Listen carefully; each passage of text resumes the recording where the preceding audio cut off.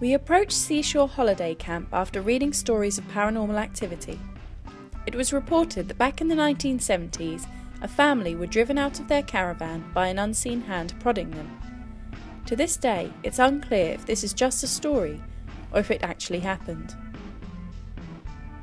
Here are the messages and a description of the images that our team reported sensing during our investigation. We do not use this as evidence, but in our experience, our clients find this information to be very interesting. After our investigation, we checked the history of the location. We have added any possible connections found.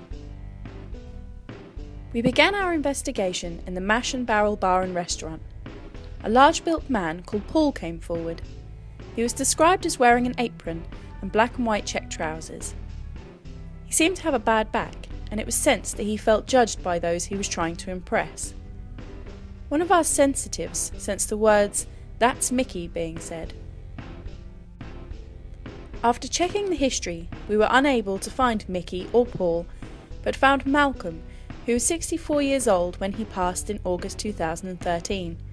He was a larger gentleman and was described as a gentle, kind and funny man. Years previous, he had been the catering manager at Seashore Holiday Park and had said these were his best years.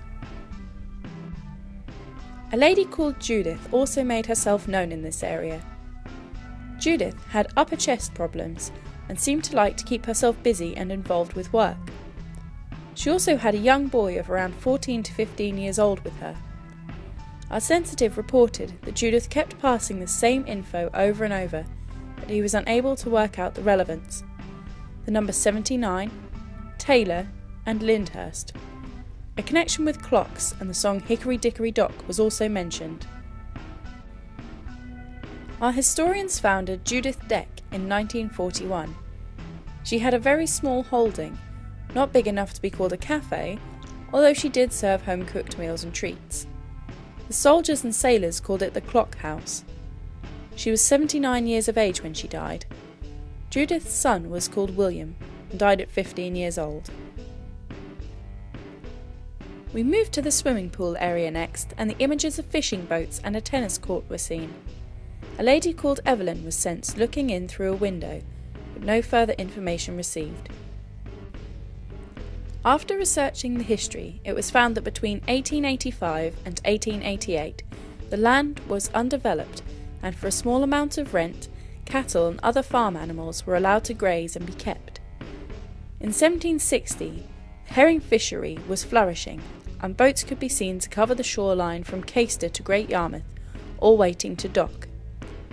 In 1889, the land was developed into a recreational area. Within the recreational area, there were 3 cricket pitches, 1 tennis court and a cycle track. We continued our investigation in the theatre. Several images and names were sensed. The first was of a man called Michael, or Mike. Michael was described as a security guard. He had a little moustache, was wearing a hat and was carrying a torch. The name Sid was sensed, along with the word sloth and images of Morris dancing. The date 1859 and a lady wearing a long lace gown and who had 2 children with her was sensed, but no further information was received. Our historians found that several years ago a security guard called Morris at Seashore did pass away. He worked at Seashore for many years. Also, he had a son or stepson called Sid, who had also worked at Seashore as a security guard. Also in this area, the image of a girl called Helen was seen. Helen was wearing a school uniform and was thought to have been shot in the lower back and then buried elsewhere. Images of police searching with dogs were seen, along with images of a man holding a shotgun. While checking the history, we found that in September 1985, a 3-year-old girl was kidnapped from a caravan at Seashore. A major search was conducted using police dogs and armed police. Sadly, the little girl was killed and her body was buried elsewhere. Lastly, we moved into the amusements. A man with a missing finger came forward, and he seemed to find the reason for losing the finger quite amusing. Although our investigation was a quiet one, we did have one odd occurrence. When approaching the stage area of the theatre, a female singing was heard.